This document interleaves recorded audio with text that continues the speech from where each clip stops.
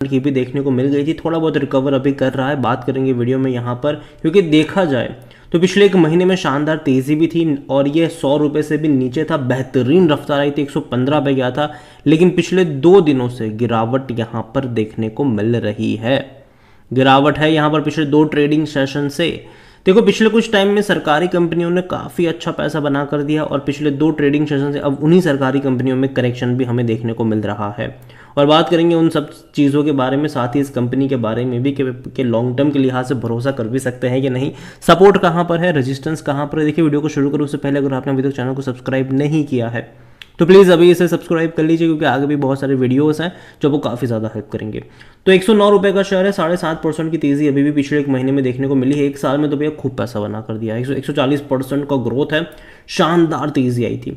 लेकिन जैसे ही 100 रुपये का लेवल इसने क्रॉस करा, पैसा इसने डबल कर दिया, उसके बाद लगातार ये कंसोलिडेट कर रहा है। बीच बीच में बड़े अटेम्प्ट करे भी थे इसने, वापस से गिरावट आई, इस बार दोबारा अच्छा अटेम्प्ट करा था, वापस से गिरावट यहाँ पर दिखा रहा है और कहीं ना कहीं 100 रुपये के आसपास एक इनिशियल सपोर्ट यहाँ पर देखने को मिल रहा है।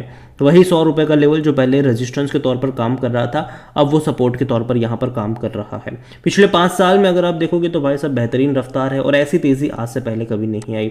इवन अगर आप इसका मैक्सिमम ग्राफ भी देखोगे तो ऐसी तेज़ी अगर आप इसके 2009 से लेकर अब तक देखो तो कभी नहीं आई।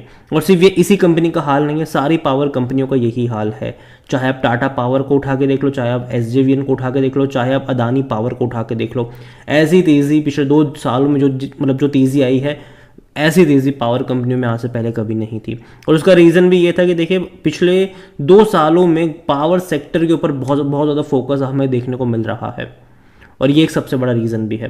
अगर इस कंपनी को लेकर देखोगे, देखो इनके कई सारे बिजनेस है जिसमें हाइड्रो इनका सबसे ज़्यादा है। यहाँ पर जो कैपेसिटी अगर आप देखो, इनकी सबसे ज़्यादा जो कैपेसिटी है वो हाइड्रो पावर में तकरीबन 7000 मेगावाट की अभी भी इनकी कैपेसिटी है और इनका प्लान है इसको 9000 मेगावाट तक लेकर जाना और ये लेकर जाएंगे, क्योंकि लगातार एक हैवी इन्वेस्टमेंट यहाँ पर हो रहा है इस कंपनी में।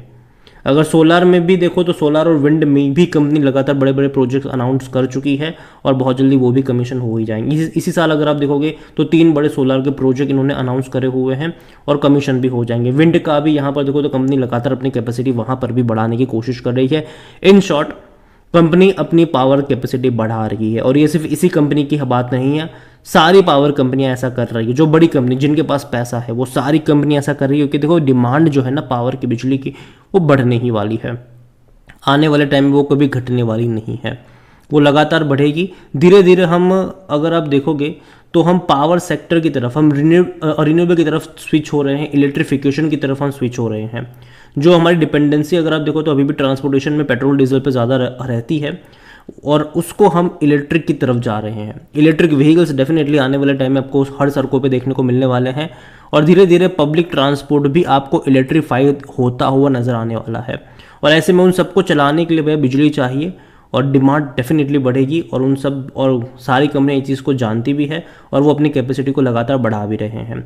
और जहां तक एनएचपीसी के बारे में देखिए, आज वॉल्यूम देखो बड़ी क्वांटिटी में 6 करोड़ से भी ज़्यादा के शेयर ऑलरेडी यहाँ पर ट्रेड हो चुके हैं। इतना ही नहीं, कंपनी का जो मार्केट कैप है वो 1,09,000 करोड़ के आसपास देखने को मिल रहा है। कंपनी को लेकर अगर हम बात करने जाए तो according to Moneycontrol user 100% लोग कहते हैं खरीदारी करो, बेचने की बात कोई नहीं कहते। देखो मैं भी नहीं करूँगा, मैं लंबे समय से कह रहा हूँ कि देखो तेज़ी आएगी, गिरावट आएगी, तेज़ी आएगी, गिरावट आएगी। हो सकता है कि 115 पे जाने के बाद वापस ये गिर कर 100 और 100 रुपये पर चला भी जाए, लेकिन वापस पहिया घूमेगा, वहाँ से वापस 120 125 तक के लेवल दिखाएगा, वापस वहाँ से गिरावट भी दिखाएगा, वापस 110 पर भी आएगा, वापस वहाँ से तेज़ी भी दिखाएगा। तो ये होगा, मतलब ये होता रहेगा, अप्स एंड डाउन्स यहाँ पर आते रहेंगे। लेकिन लॉन्ग टर्म का जो आउटलुक है वो मुझे यहाँ पर अभी भी लगता है कि पॉजिटिव हो सकता है। रीज़न सिंपल से है, आने वाले टाइम में डिमांड जो है वो बढ़ने ही वाली है और जो कंपनी अच्छा पैसा लेकर बैठी हुई है, जिस कंपनी के पास अच्छा बैकबोन है, कहीं ना कहीं उसको फ़ायदा ज़रूर होगा। और ये कंपनी सरकारी कंपनी, डूबने का खतरा यहाँ पर ना के बराबर है। और हालांकि देखो कर्जा है इनके ऊपर, अभी भी इनके ऊपर तकरीबन 20 से 22 हज़ार करोड़ का कर्जा है और कंपनी तकरीबन 6 या 7 हज़ार करोड़ रुपए और डेट लेने वाली है आने वाले टाइम में और बड़े एक्सपांशन के लिए भी। तो ये भी बात है, कर्जा बढ़ तो रहा है, लेकिन साथ ही साथ मुझे लगता है कि अगर ये अपने रेवेन्यू प्रॉफिट्स बढ़ाने में कामयाब होते हैं, क्योंकि देखो डिमांड तो बढ़ेगी, तो कहीं ना कहीं रेवेन्यू प्रॉफिट अगर ये बढ़ाते हैं तो फ़ायदा होगा इनका, अगर अपनी कैपेसिटी को बढ़ाते हैं तो ये। और जहाँ तक नज़र करी जाए इनके डिविडेंड को लेकर, तो देखो डिविडेंड तो पे कर रहा है, अच्छा पे कर रहा है। इस साल इसने ₹1.40 का डिविडेंड पे करा है, ठीक है, फरवरी में। और इतना ही नहीं, दूसरा डिविडेंड इसने मई में भी अनाउंस करा हुआ है, तकरीबन 50 पैसा पर शेयर का। तो कुल मिलाकर ₹2 का डिविडेंड ये इस साल पे कर चुका है, ये हम कह सकते हैं। और पिछले साल भी उतना ही डिविडेंड इसने पे करा था। और देखा जाए तो अच्छा डिविडेंड है। रीज़न ये है कि पिछले साल तो ये ₹50 के आसपास था, उससे पहले तो ये और भी कम था। और कोई शेयर अगर आपको इतना डिविडेंड पे कर तो अच्छी बात है। आने वाले टाइम में कंपनी अगर रेवेन्यू ज़्यादा कमाएगी, प्रॉफिट ज़्यादा कमाएगी तो और ज़्यादा डिविडेंड पे आउट करेगी। लेकिन अभी जो इनका मेन फोकस है वो एक्सपांशन की तरफ ज़्यादा है। कहीं ना कहीं और ज़्यादा कंपनी जो है, मुझे लगता है कि अपनी कैपेसिटी को बढ़ाने में और ज़्यादा पैसा स्पेंड करेगी। हालांकि डेट भी उठा रही है, तो मैं इतना ही मानता हूँ यहाँ पर कि कैपेसिटी तो इनकी बढ़ेगी और डिविडेंड तभी कंपनी पे करती है जब उनके पास अच्छा खासा कैश होता है। और जहाँ तक इनके नंबर्स भी देखोगे तो हालांकि कुछ खास अच्छा रेवेन्यू में ग्रोथ हमें देखने को मिल नहीं रहा है 5 सालों में अगर आप देखोगे तो। लेकिन अगर हम प्रॉफिट की बात करें तो वहाँ पर ग्रोथ ज़रूर है, वहाँ पर ग्रोथ ज़रूर है। हालांकि क्वार्टर ऑन क्वार्टर थोड़ा बहुत ग्रोथ आया है। अगर हम बात करने जाए यहाँ पर देखिए तो 31 का पी है, जो कि महंगा है सेक्टर पी 24 के मुकाबले। और ये जो करेक्शन आप अभी देख रहे हो वो उसी की वजह से भी है। और ऑलरेडी बहुत ज़्यादा तेज़ी दिखा चुका था, ये ऑलरेडी बहुत ज़्यादा तेज़ी दिखा चुका था। 75% एनालिस्ट कहते हैं खरीदारी करो। फाइनेंशियल्स देखेंगे इनके तो हालांकि रेवेन्यू वाइज कुछ अच्छे नहीं है, लेकिन जनरली अगर आप देखोगे तो इनके रेवेन्यू जनरली दिसंबर और मार्च में उतने अच्छे नहीं होते हैं। सेम चीज़ प्रॉफिट को लेकर भी। लेकिन जून और सितंबर के जो नंबर्स होते हैं वो भाई अफलातून होते हैं। जैसे कि जून 2023 में 3,000 करोड़ से भी ज़्यादा का इनका रेवेन्यू था, प्रॉफिट 1,000 करोड़ से भी ज़्यादा का था। सितंबर में अगर आप देखोगे तो 3,200 करोड़ से भी मतलब उसके आसपास का रेवेन्यू था। और 1,500 करोड़ से भी ज़्यादा का प्रॉफिट था 2023 में जून और सितंबर क्वार्टर में। अगर आप देखोगे तो उसके बाद मार्च और जून में क्या, मतलब मार्च और दिसंबर में क्या हुआ, अगेन नंबर उतने खास नहीं थे। लेकिन वापस से जब 2022 में जून और सितंबर के नंबर देखो तो बहुत अच्छे थे।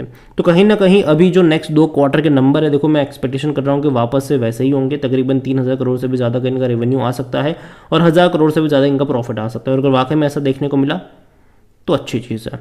और जहाँ तक शेयर होल्डिंग के बारे में देखें तो जो प्रमोटर है उनके पास 67.40% की होल्डिंग है। प्रमोटर कौन है? गवर्नमेंट है यहाँ पर।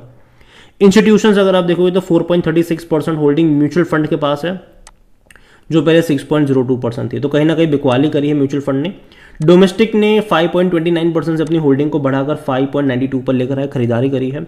सबसे बड़ी क्वांटिटी यहाँ पर एफआईएस ने खरीदी है, 6.80% से 8.97% पर आ गए। मतलब 2% से भी ज़्यादा की क्वांटिटी एफआईएस ने खरीद ली यहाँ पर, जो कि बहुत अच्छी बात है। तो देखा जाए तो म्यूचुअल फंड ने जितना बेचा नहीं, उससे ज़्यादा तो यहाँ पर डोमेस्टिक और एफआईएस खरीद के बैठ चुके हैं। रिटेल और अदर की 14.49% की होल्डिंग एक्चुअली में घटकर 13.36% पर आई है। तो देखा जाए तो भाई बिकवाली करी है। रिटेल वालों ने यहाँ पर ज़्यादा बिकवाली, मतलब उन्होंने और अदर पार्टीज ने मतलब यहाँ पर बिकवाली तो करी। 9.88% की जो होल्डिंग थी रिटेल इन्वेस्टर की वो घट के 9.23 पर आई है। अदर पार्टीज की भी होल्डिंग यहाँ पर कट डाउन हुई है। तो कहीं ना कहीं एफआईएस ने बड़ी क्वांटिटी में खरीदारी करी है, जो कि मेरे हिसाब से काफ़ी बड़ी बात है यहाँ पर। तो ये चीज़ भी है और ये अच्छी बात है, कंपनी के लिए कोई बुरी चीज़ नहीं है। ओवरऑल अगर मैं बात करूँ एनएचपीसी को लेकर तो देखो 109 रुपये का शेयर है और अगेन एक अच्छी रफ्तार यहाँ पर पकड़ी ज़रूर, लेकिन 2 दिन से गिरावट आई है। हो सकता है कि थोड़ा सा और थोड़ी सी और गिरावट रहे, क्योंकि ऐसा ग्राफ पहले भी हम देख चुके हैं कि बड़ी तेज़ी आई थी, गिरावट आई, बड़ी तेज़ी आई थी, गिरावट आई, बहुत बड़ी तेज़ी मतलब दोबारा देखी, गिरावट आई, फिर तेज़ी आई, फिर गिरावट आई।